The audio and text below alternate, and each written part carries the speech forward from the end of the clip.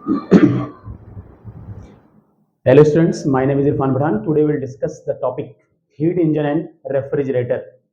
अब heat engine और refrigerator में हम आगे बढ़े उससे पहले के कुछ टॉपिक्स हमें जो आने चाहिए वो क्या क्या हैं। फर्स्ट लॉ ऑफ थर्मोडायनेमिक्स, सीधा सा मतलब है law of conservation of energy हमको मालूम होना चाहिए।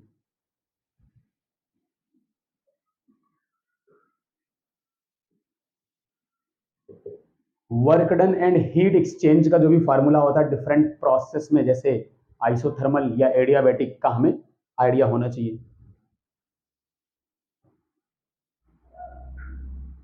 एंट्रोपी क्या होती है और चेंज इन एंट्रोपी क्या होता है, उसका जो हमारा बेसिक आइडिया है उसके बारे में हमें मालूम होना चाहिए।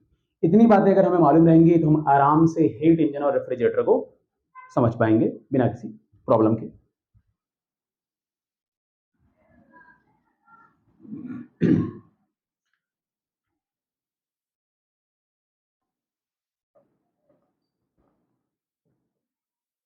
पहला टॉपिक लेते हैं बेटा, हीट इंजन। हीट इंजन क्या होता है?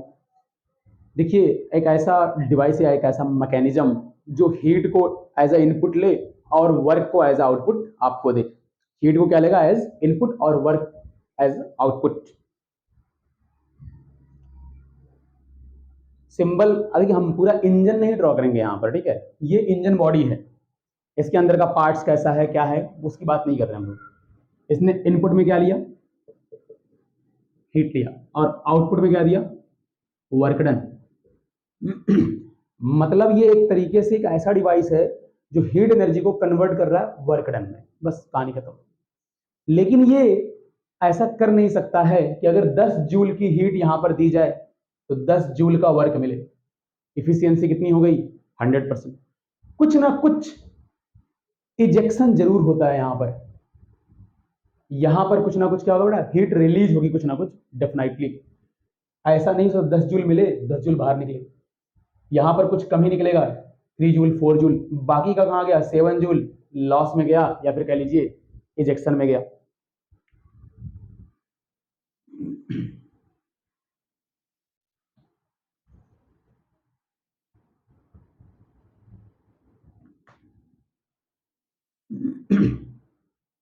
आप ऐसे समझो इस चीज को, कोई सा भी इंजन इमेजिन करो, जैसे बाइक का इंजन, कार का इंजन। आप सोचो कि अंदर पेट्रोल बर्न हुआ, हीट रिलीज हुई, जो हीट उसको मिलेगी इंजन पार्ट्स को मिलेगी, वो हीट रिलीज हुई, बर्न हुआ पेट्रोल, हीट रिलीज हुई, इंजन पार्ट्स को मिली। साइलेंसर आप बंद कर दो पीछे से, यानी हीट इजेक्शन जो हो रहा है वो ना होने दो, तो क्या इंजन रन करेगा? आंसर है नहीं, यानी आपको वर्क आउटपुट नहीं मिल पाएगा। तो इंजन से अगर वर्क आउटपुट चाहिए तो इंपॉर्टेंट बात क्या है बेटा? यहां पर हीट इजेक्शन जरूर कुछ ना कुछ होगा। सारा होगा? नहीं, सारा नहीं होगा। मेजर पार्ट कन्वर्ट किया जा सकता है बेटा वर्क डन में। डिपेंड करेगा कैसा डिजाइन है इंजन का, क्या है, हम सारी बात करेंगे। मतलब हीट इजेक्शन यहां पर इंपॉर्टेंट है। हाँ।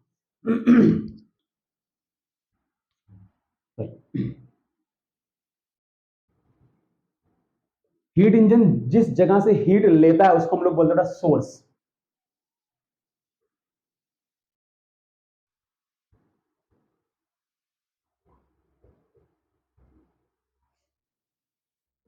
हीट इंजन जहां पर हीट रिलीज करता है उसको बोलते हैं बेटा सिंक। सोर्स कैसा होना चाहिए आप सोचिए ना। ऐसे एग्जांपल लीजिए, बाइक का इंजन, तो जहां पर हीट बर्न, मतलब जहां पर फ्यूल बर्न हुआ, जहां पर हीट डेवलप हो रही है, रिलीज हो रही है, वो हाई टेम्परेचर होगा। साइलेंसर से जो धुआं निकल रहा है एटमॉस्फेयर में, उसका टेम्परेचर उसके कंपेरिजन में क्या रहेगा? लो रहेगा। तो सिंक लो टेम्परेचर और source high temperature. High temperature में मान लेता हूं बेटा टी एच, लो टेम्परेचर में मान लेता हूं बेटा टी एल। ठीक है, सिंक। अब सिंक को कितना अमाउंट ऑफ हीट गया उसको मैं नाम दे रहा हूं बेटा Q2, और सोर्स से इंजन ने कितना लिया बेटा? Q1। वर्क आउटपुट कितना गया बेटा? हमको W मान लेते हैं बेटा। कितना मान लेते हैं बेटा? W। W हमारा क्या? वर्क है, आउटपुट है। ये हमारा क्या? इनटेक, पूरा एनर्जी। Q2 क्या है सर? Q2 वो एनर्जी जो सिंक को गई या फिर कह लीजिए लॉस में गई, दोनों मिला करके। लॉस वाला हम अलग से नहीं लिखेंगे, लॉस वाला और सिंक वाला सब मिला करके कौन हो गया बेटा? Q2 हो गया। इंजन का जो भी पार्ट्स है, फ्रिक्शन है, वहां पर उसकी वजह से लॉस हो रहा है, कुछ इंजन की बॉडी गर्म हो रही है, उससे एटमॉस्फेयर में हीट जा रही है, कुछ साइलेंसर के थ्रू हीट जा रही, वो सारा पार्ट किसमें काउंट हो जाएगा बेटा, Q2 में काउंट हो जाएगा। अब अप्लाई कीजिए law of conservation of energy, या फिर कह लीजिए first law of thermodynamics. Q1 is the total energy जो हम इंजन को दे रहे हैं। इंजन को देते समय कुछ एनर्जी अगर चली गई इधर उधर, उसकी काउंटिंग हम नहीं कर रहे हैं। यहाँ पर इंजन को हमने एनर्जी कितनी दी, Q1, Q2 आउटपुट में है और वर्क आउटपुट में है। हमारा आउटपुट ये W है, लेकिन ये दोनों मिलाकर के किसके बराबर रहेगा बेटा, Q1 के बराबर रहेगा, as per the law of conservation of energy. तो वर्क आउटपुट कितना मिला, Q1 माइनस Q2 मिला। Q1 पूरी एनर्जी हमने दी है, Q2 सिंक को चली गई, W आउटपुट हो गया हमारा। ये पहली बात हीट इंजन के लिए हमको ध्यान में रखनी है। डिवाइस क्या है, हीट इंजन एक ऐसी डिवाइस जो हीट एनर्जी को, लो ग्रेड एनर्जी बोलते हैं, हीट एनर्जी क्या बोलते हैं, लो ग्रेड एनर्जी को कन्वर्ट कर रहा है बेटा high grade energy work done में। इट इज 100% पॉसिबल कि आप वर्क डन को हीट में कन्वर्ट कर सकते हैं, लेकिन हीट को 100% आप वर्क डन में कन्वर्ट नहीं कर सकते। ये हमारा सेकंड लॉ ऑफ थर्मोडायनेमिक्स भी है। किसी भी इंजन के लिए जो आउटपुट डिवाइस होती है, उसके लिए एक इंपॉर्टेंट टर्म डिफाइन करना होता है बेटा हमको हमेशा, इफिशियंसी। किसी भी आउटपुट मेकिंग डिवाइस के लिए एक इंपॉर्टेंट टर्म है इफिशियंसी। सिंबल यूज करेंगे बेटा ईटा, सिंबल क्या यूज करेंगे बेटा, ईटा। इफिशियंसी का मतलब क्या होता है, आउटपुट अपॉन इनपुट। ये फंडामेंटल मीनिंग है, not for the heat engine only, but किसी भी प्रकार की जो आउटपुट मेकिंग डिवाइस है उसके लिए मीनिंग होता है इफिशियंसी का, आउटपुट अपॉन इनपुट। अब आउटपुट हमें क्या चाहिए बेटा इंजन से, वर्क डन कितना मिला हमको बेटा, W। इनपुट हमने क्या दिया बेटा, सोर्स से हीट दिया, कितना दिया बेटा, Q1। तो इफिशियंसी का एक फार्मूला हमारे पास है W अपॉन Q1। W का वैल्यू हमने पहले निकाला है बेटा, Q1 माइनस Q2।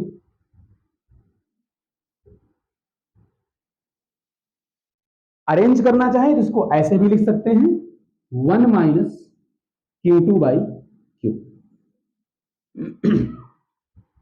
Q2 क्या है, amount of heat rejected to the sink या surrounding atmosphere, low temperature part. Q1 क्या है, amount of heat taken from the source high temperature से। ठीक है, ये सारी बातें हीट इंजन की।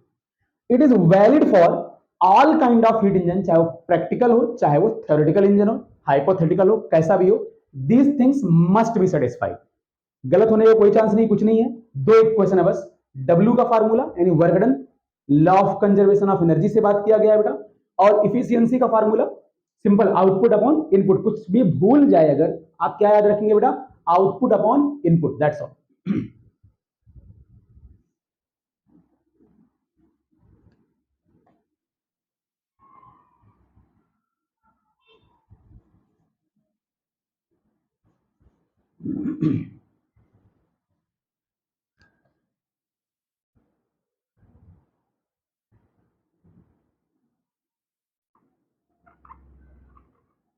हमारे पास फॉर्मूला क्या है इफिशियंसी का बेटा, 1 माइनस Q2 अपॉन Q1।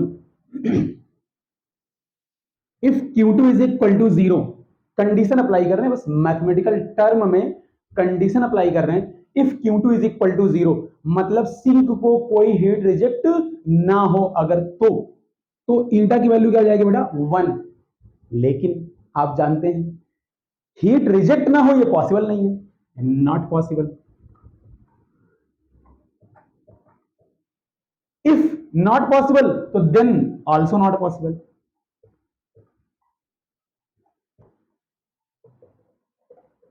अगर ये कंडीशन ही पॉसिबल नहीं है तो जो उस कंडीशन को रख के निकाली गई चीज वो भी क्या रहेगी बेटा, नॉट पॉसिबल। ईटा यानी इफिशियंसी 1 का मतलब क्या होता है बेटा, परसेंटेज में बोले तो 100%। किसी भी इंजन की इफिशियंसी 100% पॉसिबल नहीं है। आपके मन में आ रहा होगा सर ये तो नॉर्मल सी बात है, क्योंकि कुछ ना कुछ हीट का लॉस होगा ही होगा फ्रिक्शन की वजह से, इसलिए इफिशियंसी 100% पॉसिबल नहीं है। आंसर है नो। इफिशियंसी भले कुछ लॉस ना हो, फ्रिक्शनलेस सब कुछ बना दिया जाए, even on the paper and pen, मतलब अगर हम इससे पेपर पे वर्क करें, थ्योरेटिकल बात करें, सिर्फ प्रैक्टिकल की बात नहीं कर रहा हूं मैं, फिर भी इफिशियंसी 100% पॉसिबल नहीं है। हीट इजेक्शन होगा ही होगा, ये मैंडेटरी पार्ट है इंजन को रन करने के लिए। ये हमारा सेकेंड लॉ ऑफ थर्मोडायनेमिक्स भी है। सेकेंड लॉ ऑफ थर्मोडायनेमिक्स का ये केल्विन प्लांक स्टेटमेंट बोला जाता है बेटा।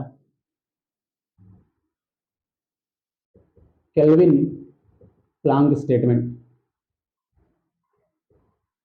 केल्विन प्लांक ने क्या बोला बेटा, ऐसा कोई हीट इंजन नहीं है जो एज इनपुट हीट ले और सारा का सारा हीट कन्वर्ट कर दे as output in work done. According to first law of thermodynamics, अगर 10 जूल हीट ली गई है तो 10 जूल वर्क मिल रहा है तो कोई प्रॉब्लम नहीं है। मैंने क्या बोला बेटा, फिर से रिपीट कर रहा हूं, ये हीट इंजन है, 10 जूल एनर्जी दिया और आउटपुट में 10 जूल मिला, कोई बुराई नहीं, law of conservation of energy यानी first law of thermodynamics valid है। लेकिन सेकंड लॉ ऑफ थर्मोडायनेमिक्स क्या कहता है, it is not possible, there is not a single heat engine whose sole purpose to convert heat into work only, ऐसा possible नहीं है बेटा।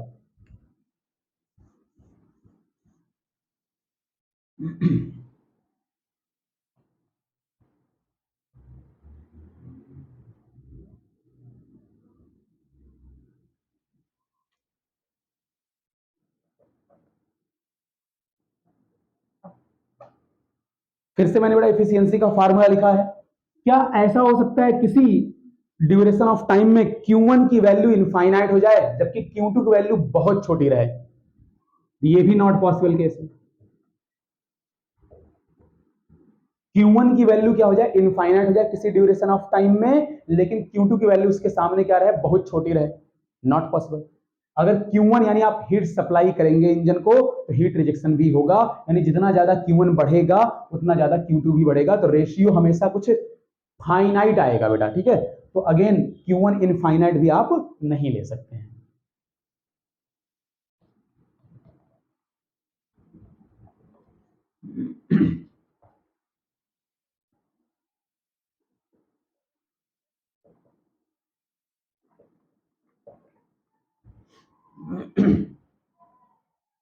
हीट इंजन के लिए अगर हम क्वेश्चन की बात करें थोड़ा सा, ठीक है, पॉइंट नहीं क्वेश्चन।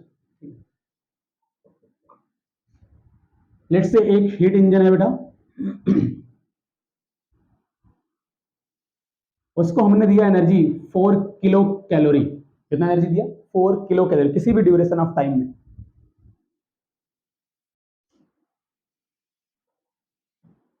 उसने C यानी एटमॉस्फेयर में हीट रिलीज कर दी बेटा, 8 से 3 किलो कैलोरी। तो आपको वर्क आउटपुट निकालना है और इफिशियंसी निकालना, सीधा सा क्वेश्चन है। अभी एक ही फार्मूला बताया है बेटा, उस पर बेस्ड बात है। तो वर्क आउटपुट कैसे निकालेंगे बेटा, टोटल एनर्जी जो आपने सप्लाई किया माइनस इजेक्शन, 4 माइनस 3, ऑब्वियस सी बात है, 1 किलो कैलोरी। इफिशियंसी क्या होगी बेटा, आउटपुट अपॉन इनपुट। आउटपुट कितना है बेटा 1, इनपुट कितना है बेटा 4।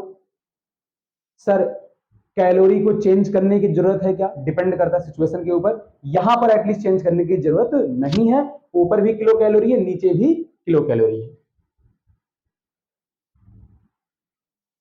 ये होगी इसकी एफिशिएंसी बेटा। परसेंटेज में निकालेंगे तो कितना लिखेंगे बेटा, 25%। तो एक इंजन था, कैसा इंजन है कुछ नहीं आइडिया है, प्रैक्टिकल इंजन है वो, थ्योरेटिकल इंजन हो, फर्क नहीं पड़ता है। ये सारी बातें हर टाइप के इंजन के लिए वैलिड हो। प्रोसेसेस रिवर्सिबल हैं, ठीक, नहीं है तो भी ठीक, फ्रिक्शन है ठीक, नहीं है तो भी ठीक, it is valid for all kind of engine.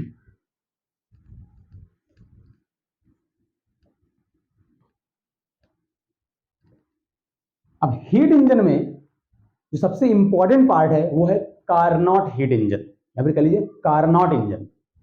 Carnot ने बताया था, इसके वजह से कार्नोट बोलते हैं। कार्नोट साइकिल के ऊपर बेस्ड इंजन है, उसको बोलते हैं बेटा कार्नोट हीट इंजन।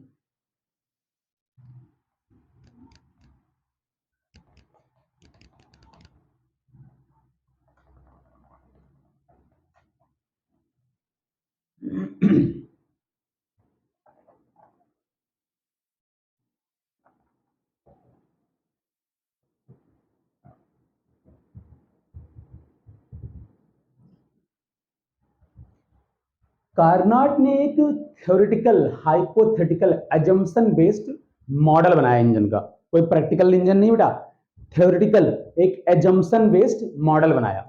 इन्होंने कहा लेट्स से एक सिलेंडर पिस्टन अरेंजमेंट है बेटा,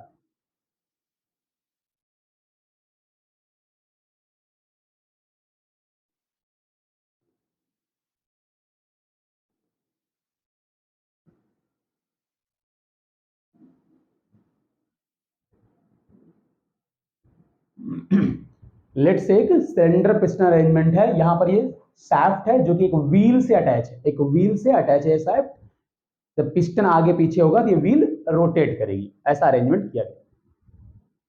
कुछ बातें और जान लीजिए बिफोर मैं इसके अंदर एंटर करूं।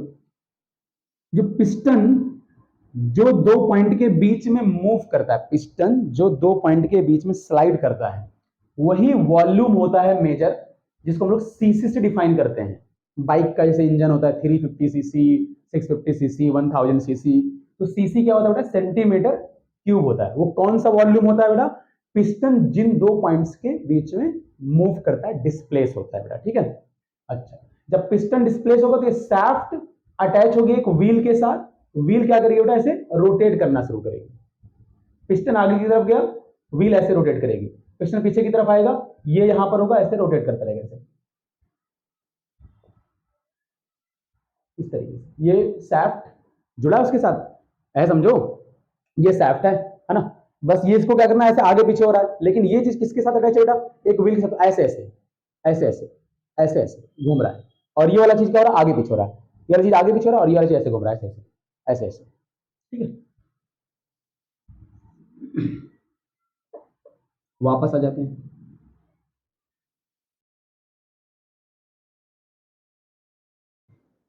कार्नोट इंजन में इंटर करने से पहले ही मैं कुछ कुछ बातें बता देता हूँ। और एग्जाम्पल लेते हैं थोड़ा बाइक के इंजन का या फिर किसी प्रकार के इंजन का, ऐसा जिसमें कुछ फ्यूल वगैरह बर्न होता है ना, उसका एग्जाम्पल लेते हैं थोड़ा सा।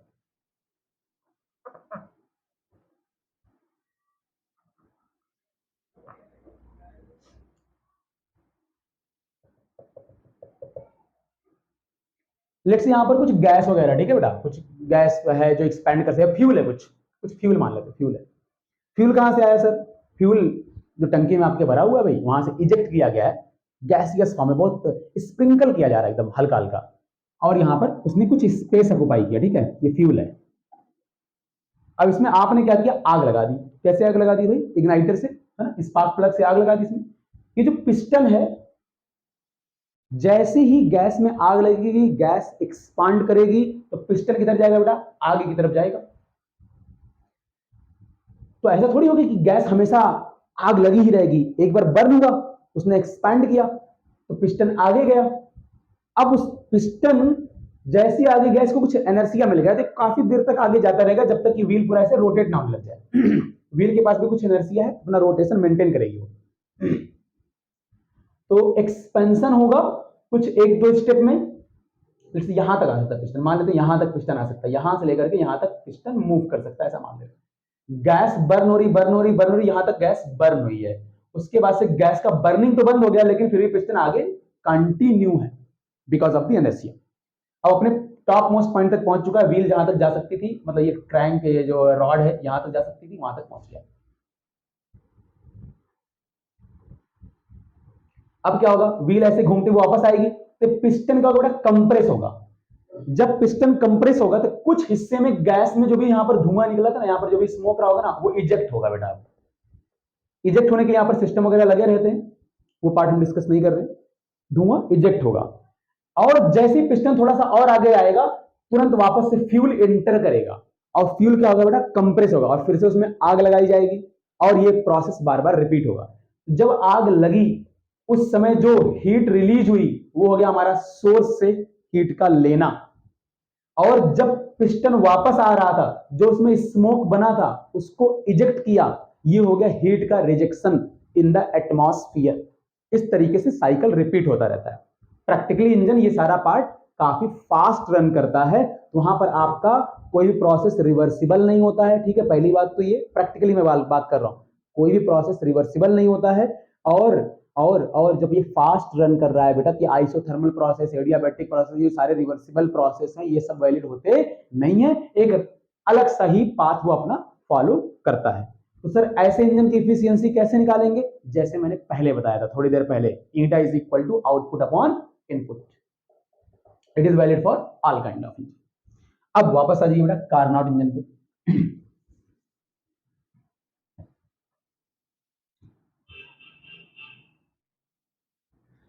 लेट्स से एक सिलेंडर पिस्टन अरेंजमेंट है बेटा,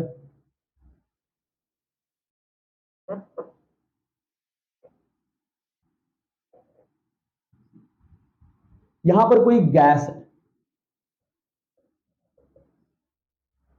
गैस एक्सपांड करे उसके लिए इसको हीट देना पड़ेगा, इसको दिया गया बेटा हीट अमाउंट लेट से Q1, और गैस को आइसोथर्मली एक्सपैंड होने दिया गया। कैसे एक्सपैंड होने दिया गया बेटा? आइसोथर्मली। आप समझ रहे हैं, आइसोथर्मल प्रोसेस बहुत धीरे धीरे प्रोसेस करवाना पड़ेगा तभी हो पाएगा, स्लो प्रोसेस है, ठीक है बेटा। आइसोथर्मली एक्सपैंड हो रहा है, पिस्टन यहां पहुंच गया तो हमको कुछ वर्क मिलेगा, यहां पर डिस्प्लेसमेंट हुआ है, कुछ कुछ है, हीट हमने दिया है, ठीक है। यहां से यहां तक जो प्रोसेस वो क्या है बेटा? Isothermal expansion. मैं आई ई लिख देता हूं बेटा, वन सेकंड।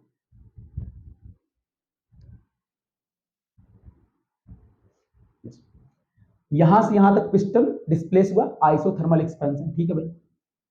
उसका से कार्नोट ने कहा देखो भाई आइसोथर्मल एक्सपेंशन हो गया, हीट का लेना हो गया, अब हीट का लेना बंद करो, हीट का लेना बंद करो।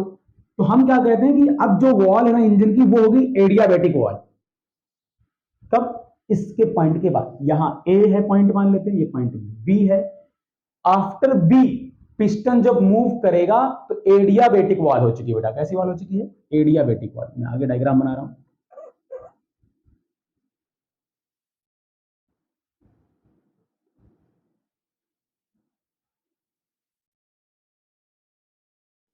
तो बी से सी एडियाबेटिकली ये पिस्टन अभी भी आगे जा रहा है, यानी गैस का एक्सपांशन हो रहा है, लेकिन एडियाबेटिक तरीके से हो रहा है बेटा, तो एडियाबेटिक एक्सपांशन बोल देंगे। हीट लिया या दिया? कुछ नहीं, जीरो। यानी ये जो वॉल इस समय वो कैसी वॉल है बेटा? एडियाबेटिक वॉल है सारी की सारी। कैसी वॉल है बेटा? एडियाबेटिक वॉल, ठीक है।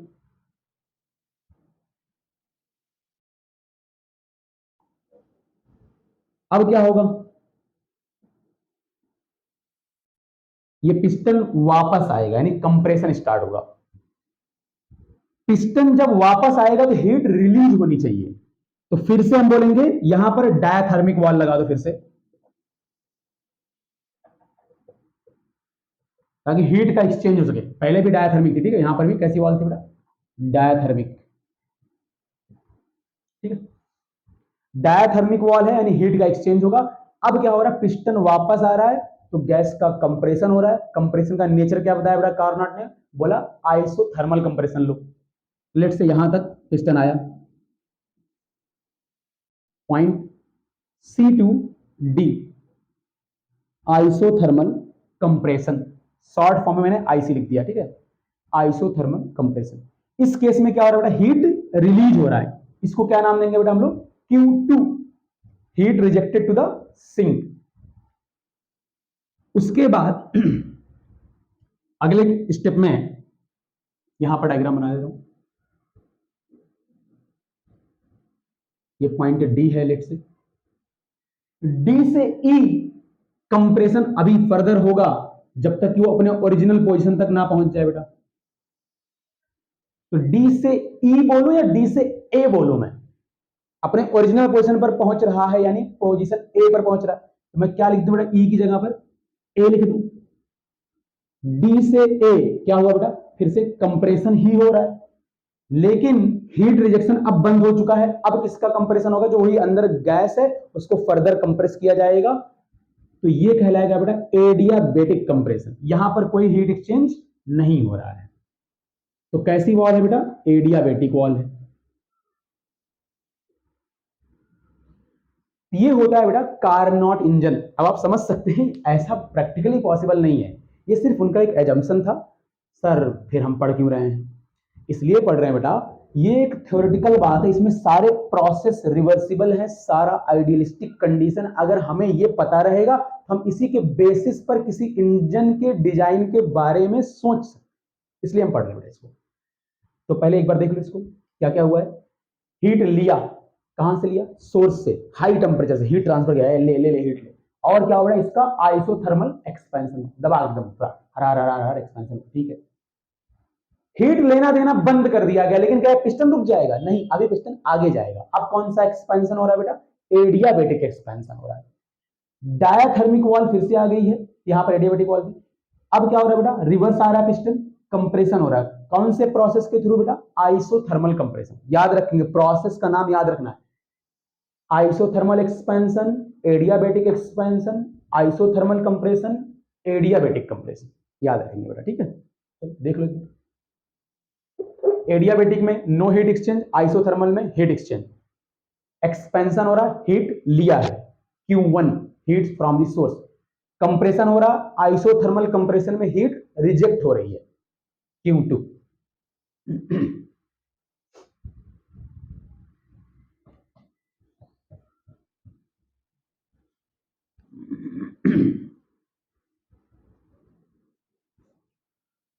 ये तो होगी कार्नोट इंजन की बात। अब कार्नोट साइकिल क्या है? यही सारे इंजन में जो जो प्रोसेस हुए हैं उसको रिप्रेजेंट करेंगे, तो कार्नोट साइकिल बनेगा। P वर्सेस V डायग्राम में ड्रॉ कर रहा हूं बेटा। ये है point A, state of gas at position A at point A. कुछ प्रेशर था उसका गैस का, कुछ वॉल्यूम था, प्रेशर वेरी हाई, वॉल्यूम थोड़ा सा। हीट इसको दी गई और गैस एक्सपैंड होना शुरू हुई आइसोथर्मली, ठीक है ना, isothermally.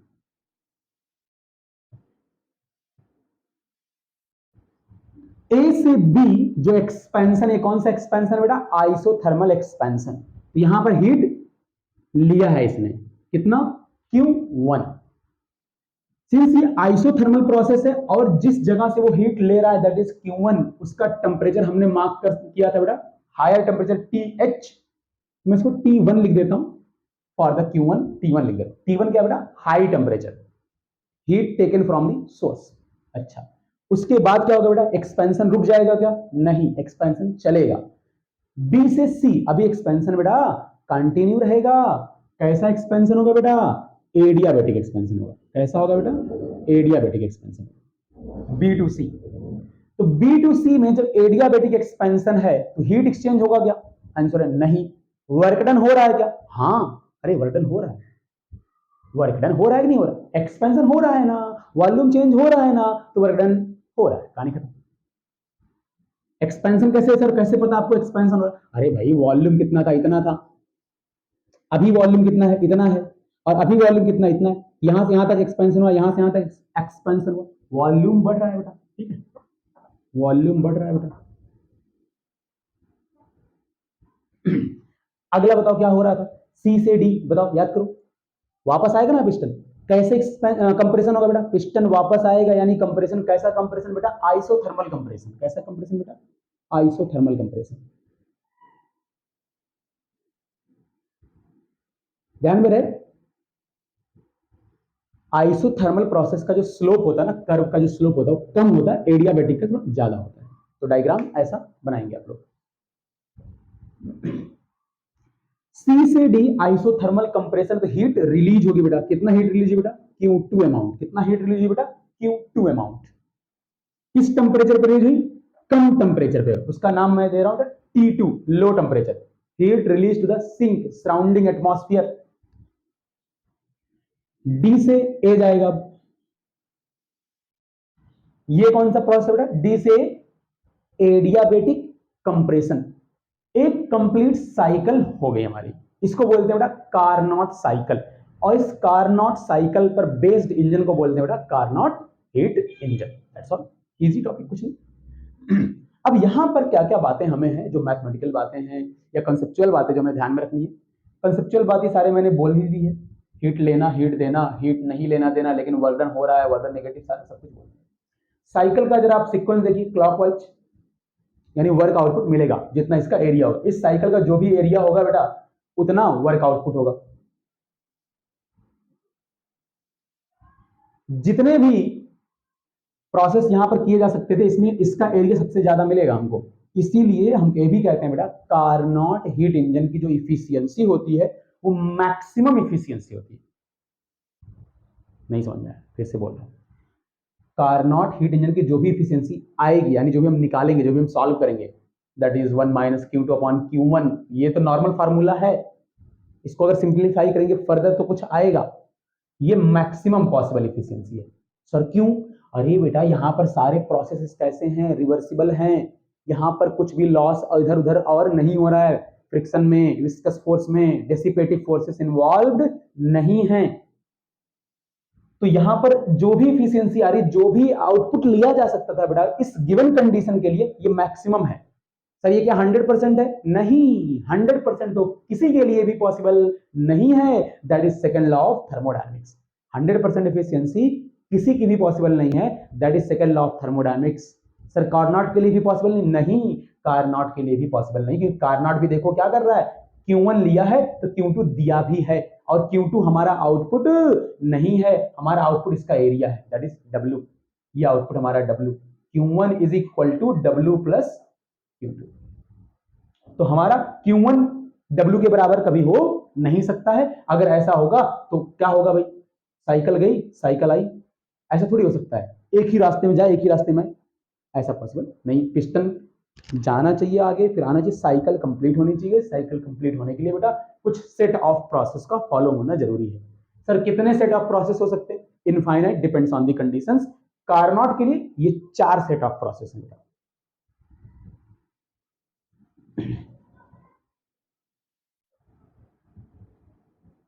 For Carnot these are the 4 set of process, यही है, कार्नोट के लिए अलग कोई प्रोसेस कंसीडर नहीं होगा बेटा। चलो अब आगे सुनते हैं, ए से बी क्या हुआ जरा समझते हैं।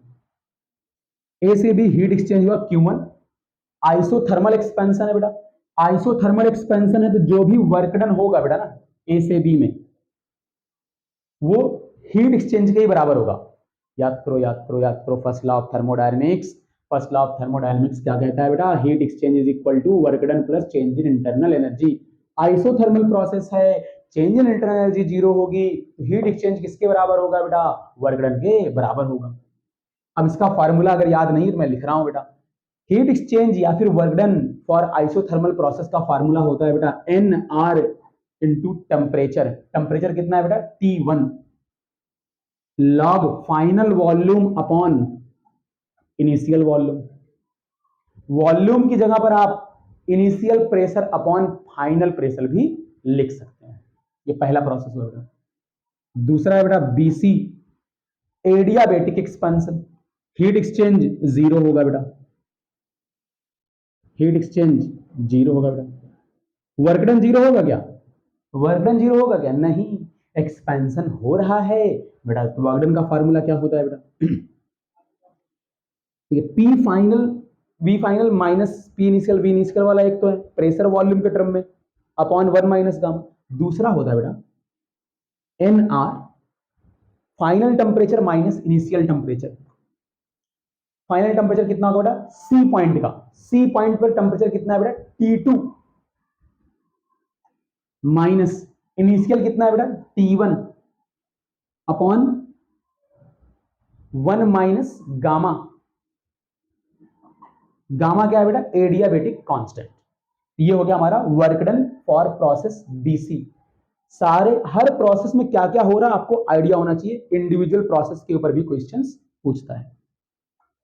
CD, CD में कितना हीट रिलीज हुआ बेटा Q2 हीट रिलीज हुआ है, रिलीज का मतलब नेगेटिव आएगा, ये अपने आप आएगा, आपको टेंशन नहीं लेना है, आप जो मेन फार्मूला है उसको लगाएंगे वो वैल्यू अपने आप नेगेटिव आएगी।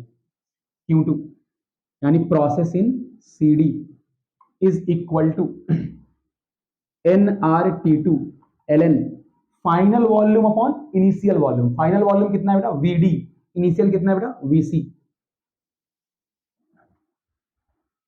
ठीक है।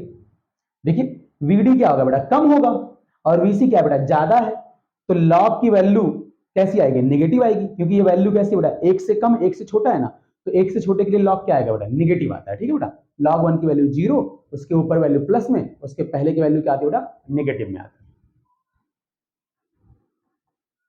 D A, adiabatic compression. तो फिर से हीट एक्सचेंज डीए के लिए कितना है बेटा, 0 है। वर्क डन कितना होगा बेटा, जैसे बताया फिर से वही लिख दो, N R final temperature T1, initial temperature T2 upon 1 minus gamma. Final temperature point A का कितना है, T1, ये वाला जो लाइन है ना आइसोथर्मल, आइसोथर्मल यानी टेम्परेचर T1, ये वाला जो लाइन है इसका टेम्परेचर सेम है, कितना है बेटा, T2। तो पॉइंट डी से ए के लिए T1 इसका टेम्परेचर है बेटा और T2 इसका temperature, final minus initial, T1 minus T2। ये सारी बातें हो गई, देख लो एक बार अच्छे से। अब हमें निकालना क्या है यहां पर, और क्या मतलब हमारा एम क्या है, इफिशियंसी। फिर से किसकी इफिशियंसी, कार्नोट इंजन या फिर कार्नोट साइकिल की इफिशियंसी। चलिए निकालते हैं।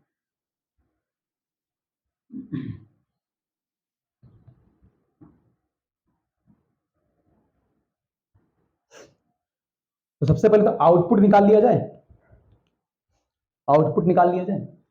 आउटपुट का मतलब टोटल वर्क डन जो भी है सारे प्रोसेस का मिला दो, सबको प्लस कर दो, W A B, W B C, W C D, W D, सब प्लस कर दो।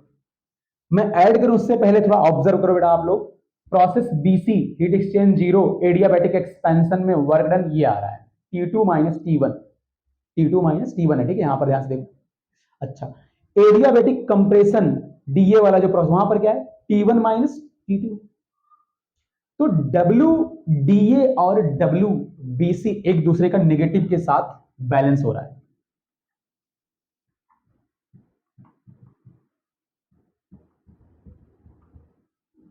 WBC और WDA नेगेटिव साइन के साथ बैलेंस हो रहा है, यानी WBC और WDA क्या हो जाएगा बेटा, कैंसल आउट हो जाएगा, जिसका ये भी मतलब मैं कह सकता हूं कि जो एडियाबेटिक प्रोसेस है कंप्रेशन और एक्सपेंशन मिला करके नेटवर्क कितना है, 0 है। अब बचा कौन, WAB और WDA। WAB जरा देख लो कितना है बेटा, NR T1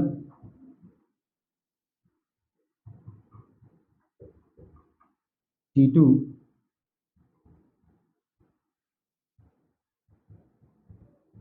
ठीक, ये हमारा आउटपुट आ गया। हटा दे रहा हूं, हटा दे रहा हूं।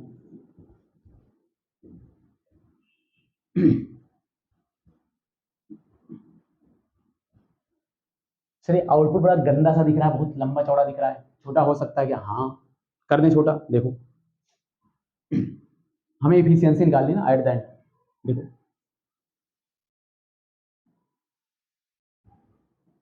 ऐसी रफली बना रहा हूँ बेटा, ABCD Carnot cycle, B2C adiabatic, D2A adiabatic. Adiabatic process का फॉर्मूला क्या होता है, PV power gamma is equal to constant, और हमारे पास क्या होता है, PV is equal to NRT होता है ना। तो टेम्परेचर के टर्म में इसी प्रोसेस को अगर टेम्परेचर के टर्म में लिखूं तो पीवी की जगह पर क्या लिखूंगा बेटा, temperature, T V power gamma -1, बाकी एन आर सब इसमें एडजस्ट हो जाएगा बेटा कांस्टेंट में। इसका मैं यूज करने वाला हूं वीबी अपॉन वीए और वीडी अपॉन वीसी में रिलेशन डेवलप करने के लिए। ये जेई में पूछा है सिर्फ, वीबी अपॉन वी और वीडी अपॉन वीसी में रिलेशन क्या है, ठीक है, हमें हर एक पार्ट अच्छे से मालूम होना चाहिए, ये डेरिवेशन का ही पार्ट है, डोंट वरी। तो B2C टेम्परेचर कितना है बेटा, T1 था पॉइंट बी पर, वॉल्यूम कितना था बेटा, VB। सी पर टेम्परेचर कितना है बेटा, T2, वॉल्यूम कितना है बेटा, VC। तो यहां से बेटा T1 अपॉन T2 निकल गया, VB sorry VC upon VB power gamma -1। एक जगह और एडियाबेटिक प्रोसेस बेटा D2A, पॉइंट डी पर टेम्परेचर बताओ कितना है, T2, वॉल्यूम कितना है बेटा, VD। पॉइंट ए पर टेम्परेचर कितना है बेटा, T1, वॉल्यूम कितना है बेटा, VA। यहां से T1 अपॉन T2 निकाल लो।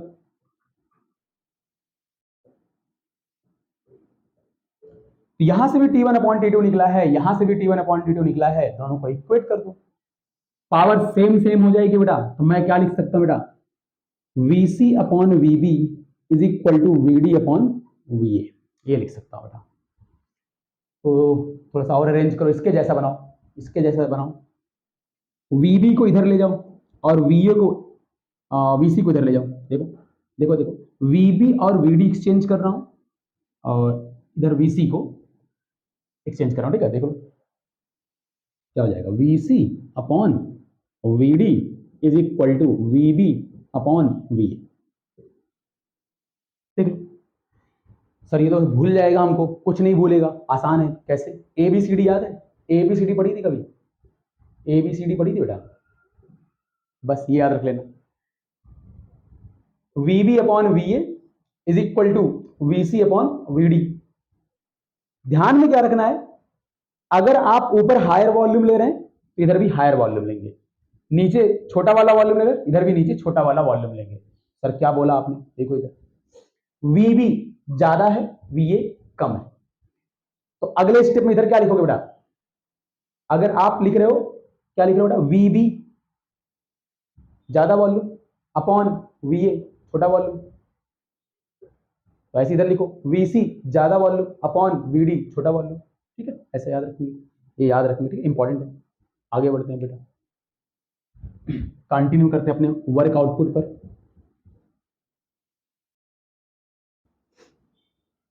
मैं इस चीज को क्या लिखती हूँ बेटा आगे, NR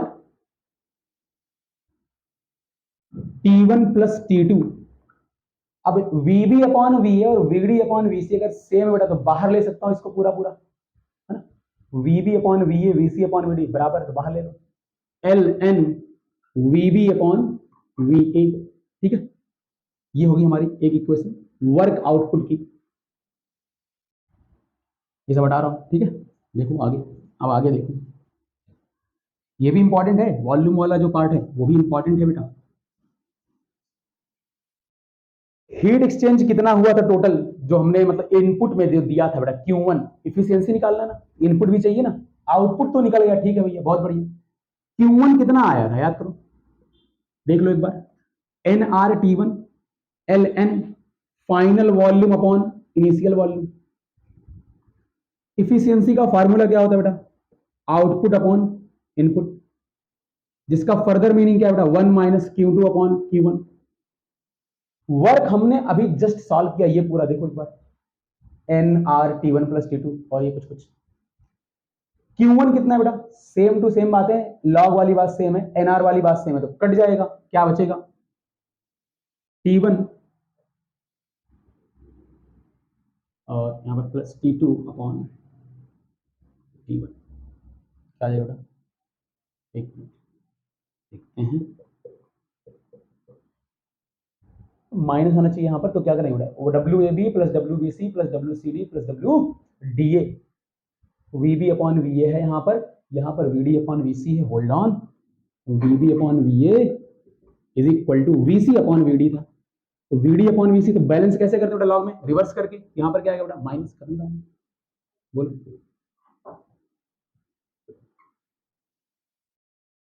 तो और कुछ कर सकते हैं क्या इसमें सर? हाँ, एक काम और कर सकते हैं बेटा, आप Q2 अपॉन Q1 को भी सॉल्व कर सकते हैं। Q2 क्या था बेटा? NRT2 log log log final volume VD upon VC, NRT1 log log final volume upon initial volume VB upon VA। तो VB upon VA is equal to VC upon VD है, तो देखेंगे आप यहाँ पर नेगेटिव साइन के साथ exchange होगा, VD अपॉन VC रिवर्स करोगे, VC अपॉन VD बनाओगे तो माइनस साइन एक्स्ट्रा आ जाएगा और कट जाएगा। तो मैग्नीट्यूड वाइज अगर सिर्फ बात कर लें बेटा, तो Q2 अपॉन Q1 को क्या लिख सकते हैं बेटा? T2 upon T1। ये बात भी इंपॉर्टेंट है, याद रखेंगे, ये बात भी इंपॉर्टेंट है। Q2 अपॉन यानी जो हीट का रेशियो है, हीट एक्सचेंज का जो रेशियो, वो टेम्परेचर के रेशियो के बराबर आ रहा है। ये काफी इंपॉर्टेंट बात है, लेकिन ये कब आया है? जब आपने कार्नोट साइकिल के बारे में चर्चा करी है तब आया है। तो एफिशिएंसी का formula 1 minus T2 upon T1 कब है? जब कार्नोट साइकिल है। 1 minus Q two upon Q one कब है, कभी भी लगाओ कोई दिक्कत नहीं, लेकिन अगर कार्नोट इंजन बोला है क्वेश्चन में तब ये लगेगा, अगर कार्नोट इंजन नहीं बोला है तब आप ये फार्मूला नहीं लगा सकते हैं। अगर वो बोल दे आइडियल इंजन है, आइडियल इंजन है, आइसोथर्मल एडियाबैटिक सारा प्रोसेस है, तब फिर से उसका मतलब ही क्या हो गया, कार्नोट हो गया, तब लगा सकते हैं, कोई दिक्कत नहीं, तब लगा सकते हैं। ठीक है, चलिए इसके ऊपर अब और चर्चा करना बाकी है। फिलहाल में ये फार्मूला इंपॉर्टेंट है, ये वाला पार्ट भी इंपॉर्टेंट है। ठीक है, डब्ल्यू निकल जाएगा आपका आराम से, कोई बहुत बड़ा टेंशन नहीं, अगर ये दोनों बातें अच्छे से आती हैं तो डब्ल्यू निकल जाएगा, डब्ल्यू निकल जाएगा। आप ये वाला पार्ट अगर याद नहीं रखते चलेगा, कोई दिक्कत नहीं। हाँ, वॉल्यूम वाला जो बात बताया था, ये bigger volume upon smaller one, bigger upon smaller one, ध्यान में रखेंगे। आइए आगे बढ़ते हैं।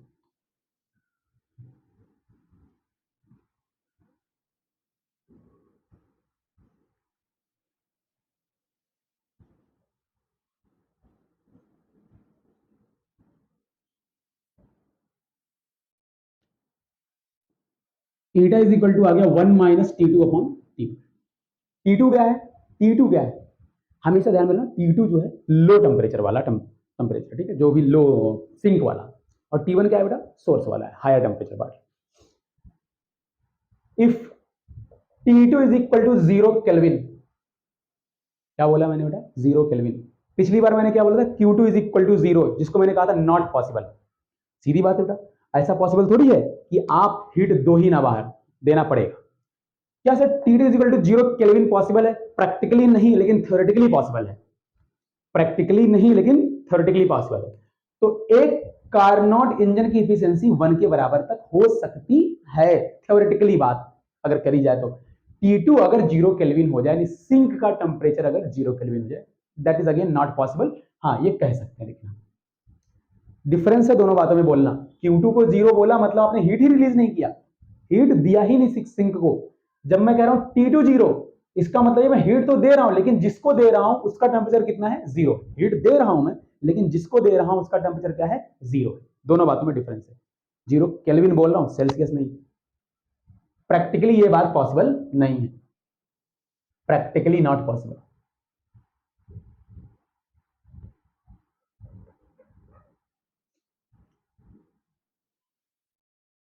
अगर हमको इफिशियंसी इंक्रीज करनी है किसी भी तरीके से, तो हमें क्या करना चाहिए, न्यूमरेटर बढ़ाना चाहिए। ये वाला पार्ट किसी भी तरीके से क्या होना चाहिए बेटा, इंक्रीज होना चाहिए। T1 माइनस T2, देखो इसको अरेंज किया, T1 माइनस T2, ये वाला पार्ट क्या होना चाहिए बेटा, इंक्रीज होना चाहिए, to increase the efficiency, to increase the efficiency. Sir हम अगर किसी एक में चेंज करेंगे तो अल्टीमेटली अगर ये चेंज हो रहा है, ये इंक्रीज हो रहा है, तो इफिशियंसी इंक्रीज करेगी। तो जो आपने T1 को वही रखा है, T2 को आपने कुछ चेंज नहीं किया, भाई सब कुछ वही रह गया, या फिर T2 को ऐसा चेंज किया कि घट गया ये, तो इफिशियंसी घट जाएगी, उसमें क्या नॉर्मल बात है। तो सोर्स और सिंक का टेम्परेचर का डिफरेंस जितना ज्यादा होगा, इफिशियंसी कार्नोट इंजन की उतनी ज्यादा होगी। एक और बात ध्यान रखिए बेटा, ईटा इज द मैक्सिमम जो हो सकता है, वो इतना हो सकता है, that is Carnot engine. Carnot engine की जो इफिशियंसी होती है वो होती है 1 minus T2 upon T1, and it is maximum possible efficiency for any kind of engine. Any kind का मतलब प्रैक्टिकली पॉसिबल ही नहीं है, प्रैक्टिकली ये इफिशियंसी पॉसिबल है ही नहीं। आपने देखा कार्नोट इंजन कैसा था, बहुत ही आइडियल प्रोसेस थे सारे उसमें, सब बहुत क्वासी स्टैटिक प्रोसेस थे, बहुत ही स्लो प्रोसेस थे बेटा, ठीक है, तो पॉसिबल नहीं है। तो अगर आपसे एग्जाम में कभी पूछ ले कि किसी इंजन की इफिशियंसी है लेट्स से ईटा, और कार्नोट की इफिशियंसी है ईटा सी, कार्नोट की क्या रिलेशन बनाओगे, आप लिखोगे बेटा eta is less than eta सी, बराबर भी नहीं लिखोगे। अगर ये प्रैक्टिकल इंजन है, अगर ये प्रैक्टिकल इंजन, तो यहां पर आप इक्वल का साइन भी लगाओगे नहीं, ध्यान में रहे। तो eta for the practical engine is always less than eta C.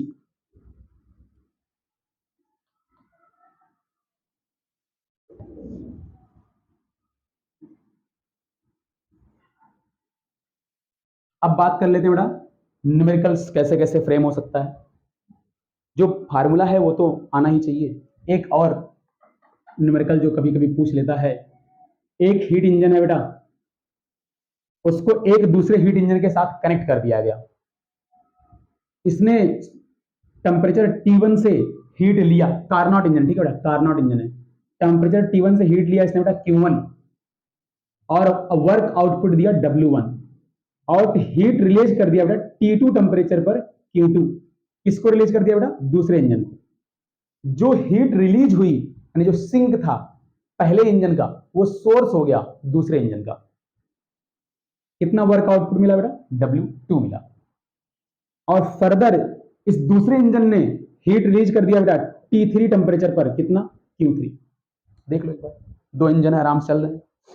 Source sink, source sink, ये सिंक भी है ये सोर्स भी है।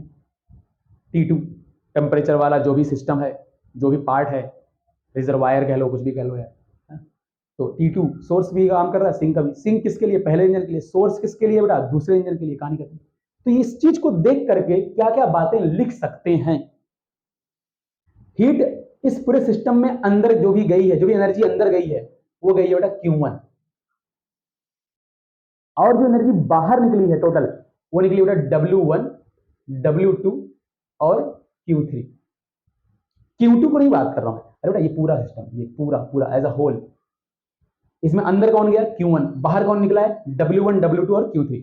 पहली बात तो बेटा हम ये लिख सकते हैं Q1 minus Q3 is equal to W1 plus W2 यानी W नेट। W नेट मतलब ये as a one engine work कर रहा है, एज अ वन इंजन।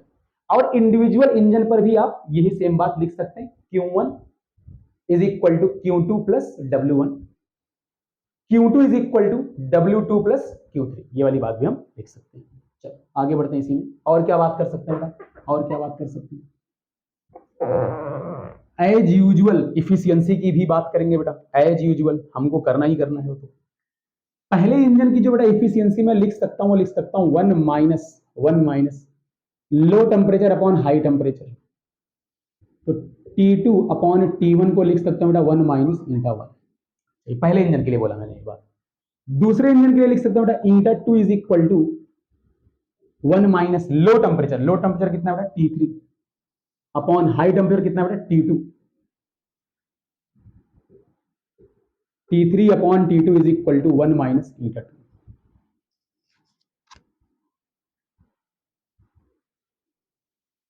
इन दोनों इंजन को हटा दिया जाए और सिंगल इंजन लगाया जाए तो हमें कितना इफिशियंसी मिलेगी? इन दोनों इंजन को हटा दिया जाए और सिंगल इंजन लगाया जाए टेम्परेचर T1 और T3 के बीच में, तो हमें कितना इफिशियंसी मिलेगी? Eta is equal to 1 minus low temperature upon high temperature. ठीक है, बहुत बढ़िया, कोई दिक्कत नहीं। साथ ये बातें भी हम लिख सकते हैं। अच्छा, इन बातों को कनेक्ट कर सकते हैं क्या? हाँ, कनेक्ट भी कर सकते हैं। देखो बेटा कैसे, T3 अपॉन T1 है, T3 अपॉन T1 है ना, T3 अपॉन T1 को क्या लिखते बेटा? T2 से मल्टीप्लाई कर, T2 से डिवाइड भी कर दिया बेटा। देखो T3 अपॉन T1 था, उसमें T2 से मल्टीप्लाई किया और T2 से डिवाइड कर दिया। अभी भी ये T3 अपॉन T1 है। सर आपने ऐसा क्यों किया? अरे भाई मुझको ये इफिशियंसी को रिलेट करना है, रिलेट करना है तो मैं टेम्परेचर को हटाऊंगा ना किसी तरीके से, तो हटाने का जुगाड़ दिख गया मुझको। अब देखो T2 अपॉन T1 का मतलब मैं लिख दे रहा हूँ बेटा 1 माइनस ईटा 1। T3 अपॉन T2 का लिख दे रहा हूँ बेटा 1 माइनस ईटा 2। और T3 अपॉन T1 क्या बेटा? 1 माइनस ईटा। याद करना कैसे? नहीं, ऐसा कुछ याद नहीं करना, ध्यान में रख सकते हो थोड़ा सा कैसे निकाला गया है, कैसे निकाला गया ध्यान में रख सकते हो। ऐसा कुछ याद नहीं करना इसको, ठीक है? ऐसे दो इंजन जरूरी थोड़ी है, तीन भी आ जाए, तीन आ जाएंगे तब भी यही चीज बनेगी, मल्टीप्लाई होता चला जाएगा। 1 minus eta 1, 1 minus eta 2, 1 minus eta 3 and so on. जितने भी इंजन आप सीरीज में से जोड़ देंगे बेटा, एसोसिएट कर देंगे एक दूसरे के साथ, एडजेसेंट में कनेक्ट करते चले जाएंगे, तो इस तरीके से हम रिलेट कर सकते हैं। सर ऐसा कर क्यों रहे हैं? ऐसा करने से बेटा इफिशियंसी यानी जो आउटपुट हमारा ना बढ़ जाएगा बेटा, है ना, हमारा वेस्टेज कम हो जाएगा। वेल बाकी न्यूमेरिकल तो फ्रेम किया जा सकता है। चलो अब आगे बढ़ते हैं, क्वेश्चंस की बात कर लेते हैं थोड़ा सा।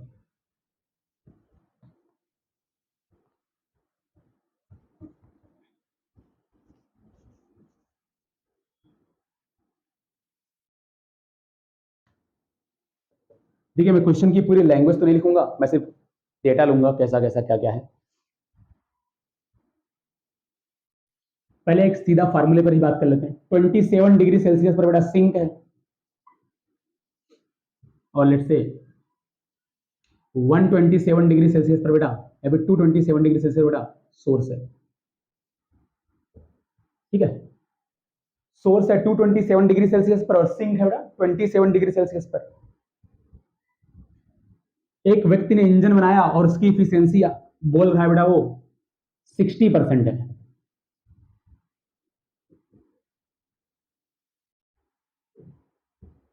क्लेम ऑफ एन इंजीनियर,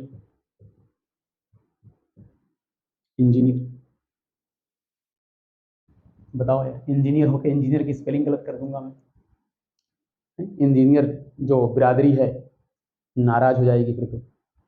हाँ भाई, उन्होंने क्या क्लेम किया, जो मैंने इंजन बनाया है 27 डिग्री सेल्सियस पर जिसका सिंक है 227 डिग्री सेल्सियस जिसका सोर्स है, उसकी इफिशियंसी 60% है। तो हमने कहा ठीक है भाई, चेक कर लेते हैं आपकी बात कितनी सही कितनी गलत। तो हमने कहा जो इफिशियंसी मैक्सिमम हो सकती है वो हो सकती है कार्नोट की, और उसका फार्मूला है 1 - T2/2, ये मैक्सिमम हो सकती है। तो अगर कार्नोट इंजन होता, जो कि हो नहीं सकता है, अगर होता तो क्या लिखते, T2, T2 का मतलब 27 डिग्री सेल्सियस, वैसे डिफरेंस लेना है, पहले डिफरेंस ही ले लिया करो। डिफरेंस में सेल्सियस केल्विन का कोई लोचा नहीं है, कोई लफड़ा है, नीचे वाले को कन्वर्ट कर लेना केल्विन में। अगर कोई दिक्कत लगे सबको हमेशा कन्वर्ट कर लो, टेंशन ही खत्म। हाँ, T1 - T2, 227 - 27 आ गया बेटा 200, ठीक है। T1 कितना है बेटा 227, और इसमें कितना ऐड कर दो बेटा 273, तो कितना हो जाएगा यार 500 हो जाएगा, ठीक है। कितना आ गया बेटा 2/5 आ गया, यानी 0.4 आ गया। अगर परसेंटेज में निकालें कितना आ गया बेटा 40% आ गया। तो कार्नोट की इफिशियंसी 40% है अगर इन दो सोर्स सिंक के बीच में काम करेगा तो। लेकिन ये महाराज क्या कह रहे हैं, बेवकूफ बना रहे, पब्लिक को बेवकूफ बना रहे, इन्वेस्टर्स को बोल रहे हैं हमारे इंजन की इफिशियंसी 60% है। मैं बैठा था सारी बातें सुन रहा था, मैंने निकाल दिया वहीं, मैंने कहा देखो यार कार्नोट की 40% ही आ रही है, तुम 60% बोल रहे हो, हैं झूठ बोलते हो, भगा दिया तुरंत, बताओ। तो ये गलत है, क्लेम क्या है, क्लेम रॉन्ग है बेटा, क्लेम क्या है बेटा रॉन्ग है, ऐसा क्लेम गलत है। ये कार्नोट इंजन की इफिशियंसी है, निकालने का तरीका ये रहा। बाकी अगर कोई क्लेम कर रहा है, सही क्लेम कर रहा है या गलत क्लेम कर रहा है उसको सर अगर ये 60% ही आ गया होता, मान लेते हैं सर ये 60% है, तो क्या क्लेम सही था, नहीं तब भी गलत है। क्योंकि जो इंजीनियर और प्रैक्टिकल लाइफ इंजीनियर है ना, ऐसा थोड़ी कि वो इमेजिनरी वर्ल्ड में जी रहा है, तब भी गलत है। 60 से कम आता तब सही मानते क्या सर, हाँ तब सही मान सकते। सर कितना कम आया, ऐसा कुछ नहीं है, कम आ रहा है तो हम सही मान लेंगे, दैट्स ऑल, कि हाँ भाई उसने बना लिया होगा कुछ। बट 60% आएगा तब भी गलत माना जाएगा।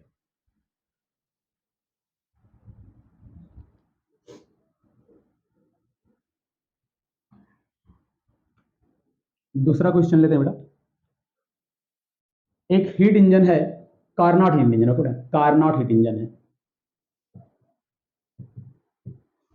इसका सोर्स टेम्परेचर है या फिर सिंक टेम्परेचर है बेटा, सिंक टेम्परेचर है 300 केल्विन, सिंक का टेम्परेचर है 300 केल्विन, और इसकी इफिशियंसी है कुछ लेट्स से 40%। कितना है बेटा 40%। कैलकुलेट इंक्रीज इन T1 यानी सोर्स का टेम्परेचर कितना इंक्रीज किया जाए to get 50% efficiency, 50% efficiency, to get 50% efficiency. ठीक है भाई, देखो कैसे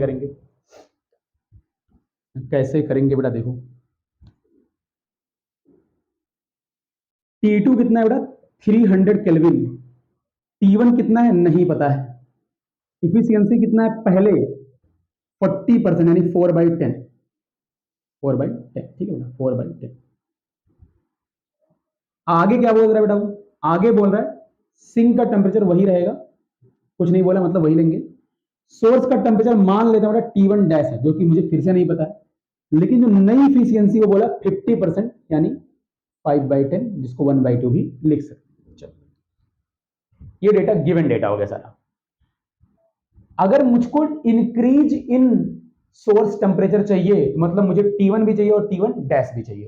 एक तरीके से देखा जाए ये 2 बार सॉल्व करना है प्रॉब्लम को। पहली बार मैं यहां पर सॉल्व करूंगा बेटा 1 minus T2 upon T1 kelvin में है, नो टेंशन, कुछ चेंज करने की जरूरत नहीं है।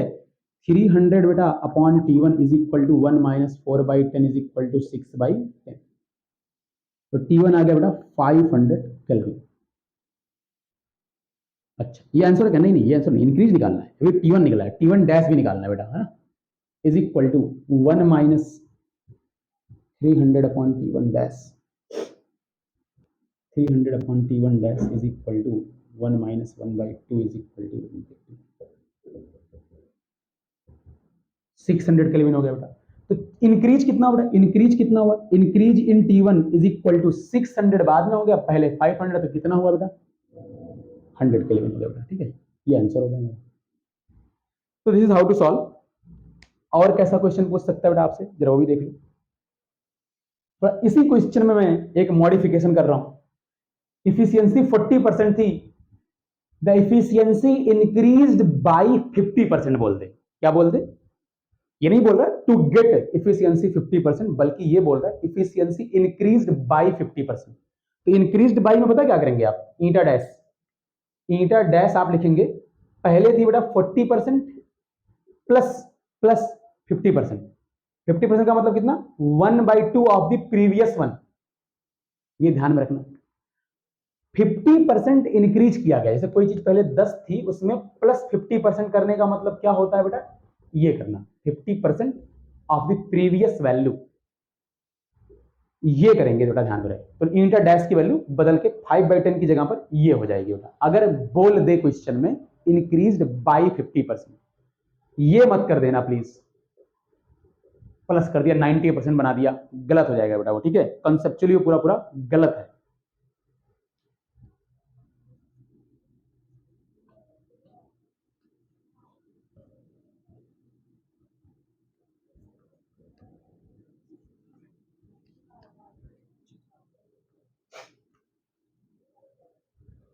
एक क्वेश्चन और लेता हूं बेटा। लेट्स से कि हीट इंजन है, उसको वो हीट ले रहा है from the source 4 kilo calorie per second, 4 kilo calorie per second at 1000 kelvin.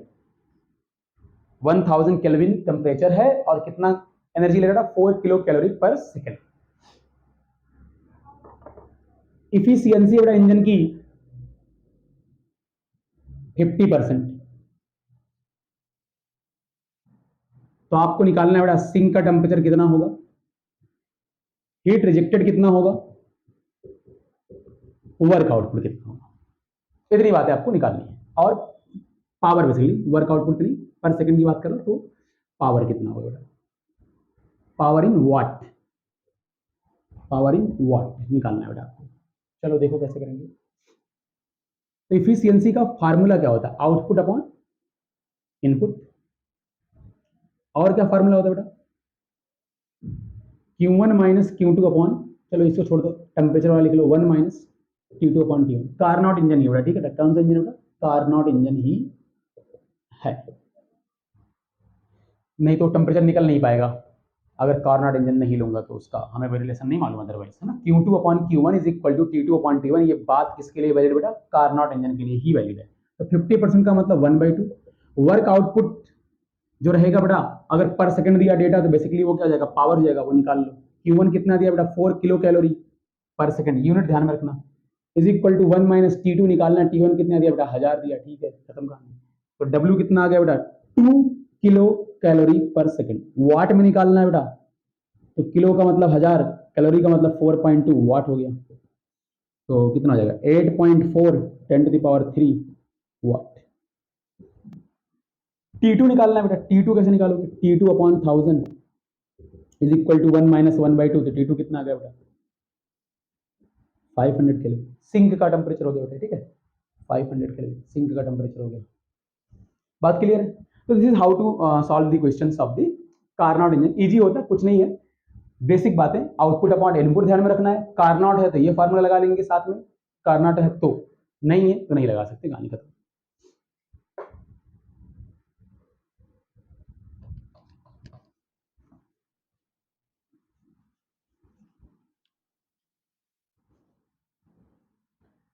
अब बात करते हैं बेटा रेफ्रिजरेटर की।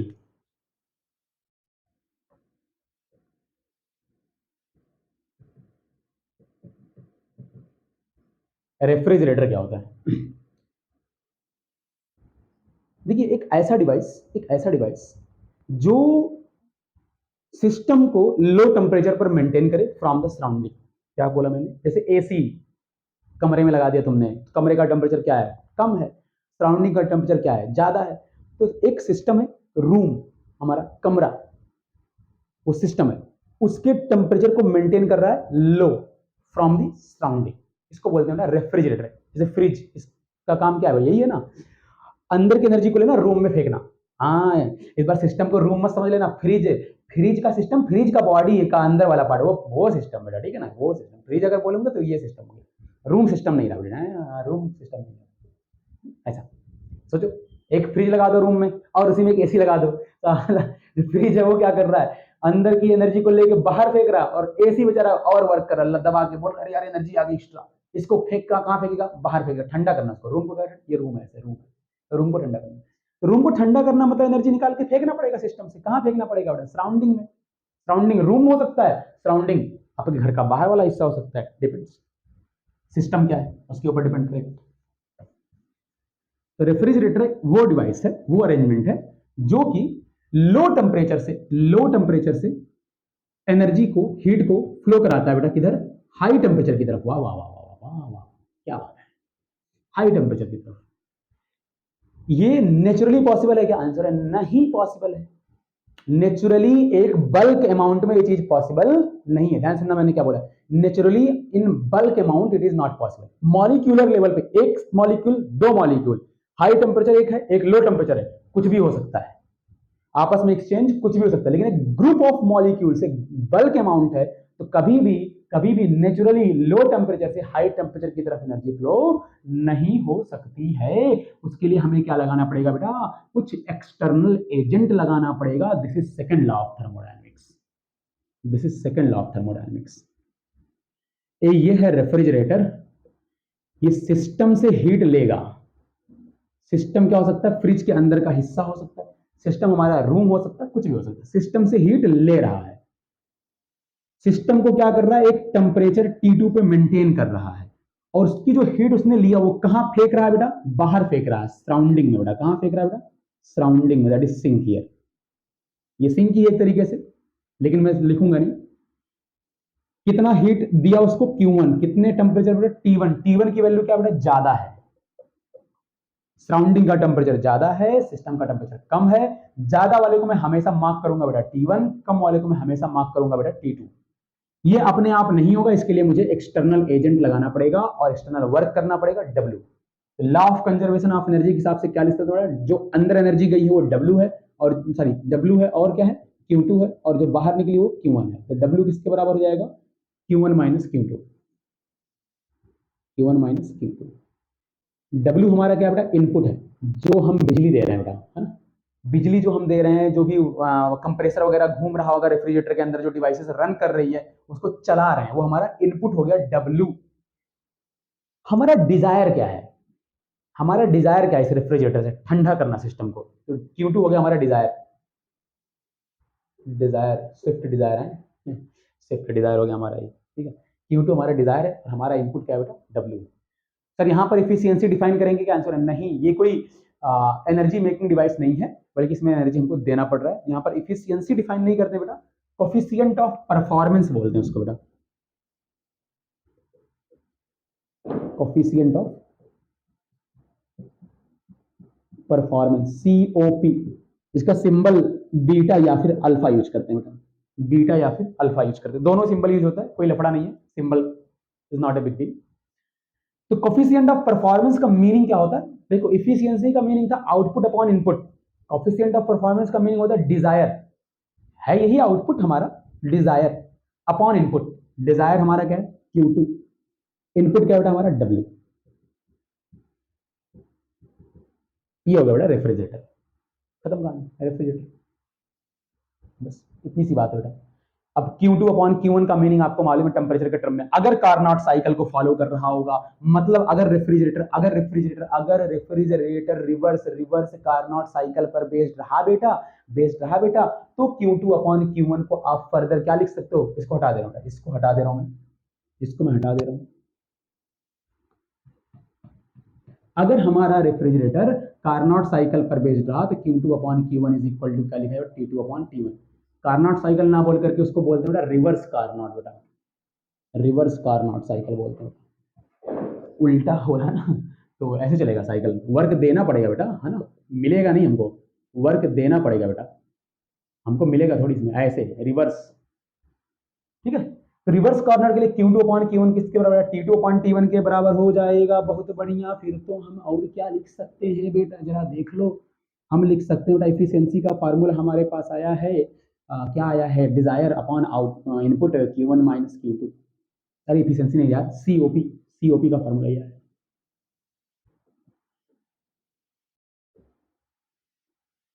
क्या लिखा है? Q1 1 minus Q2 upon Q1। देख लो, मैंने Q1 यहां से कॉमन ले लिया, क्या बन गया? 1 minus Q2 upon Q1। Efficiency का फार्मूला क्या था? 1 माइनस Q2 अपॉन Q1। तो Q2 अपॉन Q1 का फार्मूला क्या था? 1 माइनस ईटा था। तो Q2 अपॉन Q1 की जगह पर बेटा क्या लिख दो? 1 माइनस ईटा लिख सकता हूं, इसकी जगह पर ईटा लिख सकता हूं। तो कोफिशिएंट ऑफ परफॉर्मेंस को ऐसे भी रिलेट कर सकते हैं, और अगर रिवर्स कार्नोट साइकिल पे रहा तो Q2 अपॉन Q1 का मतलब T2 अपॉन T1, तो इसकी जगह पर T2 अपॉन T1 हो जाएगा, तो जाएगा T2 अपॉन 1 माइनस ये देख लो एक बार देखिए, Q2 अपॉन Q1 की जगह पर क्या बेटा? T2 अपॉन T1 लिख देंगे, सब अरेंज करेंगे, सिंप्लीफाई करेंगे तो क्या मिलेगा? T2 upon T1 minus T2। लेकिन ये कब वैलिड है बेटा? जब रिवर्स कार्नोट साइकिल पर बेस्ड हो रेफ्रिजरेटर, तब वैलिड है। सर इसके ऊपर जो क्वेश्चन आएगा वो कैसा रहेगा? वैसा ही जैसा हीट इंजन का था, आपसे कोफिशिएंट ऑफ परफॉर्मेंस पूछेगा। जैसे एक दो सॉल्व कर लेते हैं, न्यूमेरिकल एक दो सॉल्व कर लेते हैं।